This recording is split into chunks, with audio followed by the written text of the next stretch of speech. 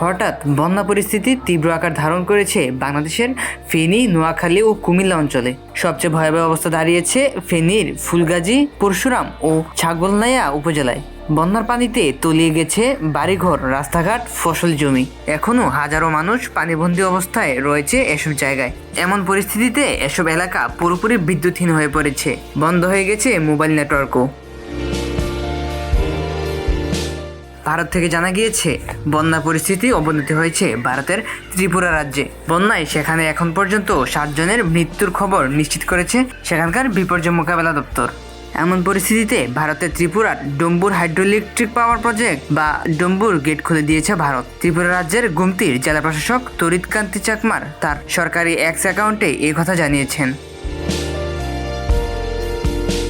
ফেনীর নিম্নাঞ্চলের বাসিন্দারা বলছেন, এই এলাকায় 1988 সালের পর বন্যা পরিস্থিতি এতটা ভয়াবহ হয়নি কখনো। ফেনীর জেলা প্রশাসক শাহিনা আক্তার বলেছেন, পরিস্থিতি এতটাই খারাপ যে সবার কল্পনার বাইরে।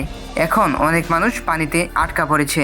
তাদেরকে উদ্ধারের কাজ শুরু করেছে সেনাবাহিনী ও কোস্টগার্ড। ভারী বৃষ্টি ও ভারত থেকে আসা পানিতে ফেনীর মুহুরী, কহুয়া ও সিলোনে নদীর পানি বিপদসীমার অনেক উপর দিয়ে প্রবাহিত হচ্ছে।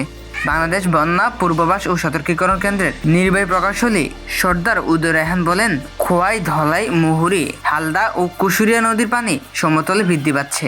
আগামী 24 ঘন্টা তা অব্যাহত থাকতে পারে।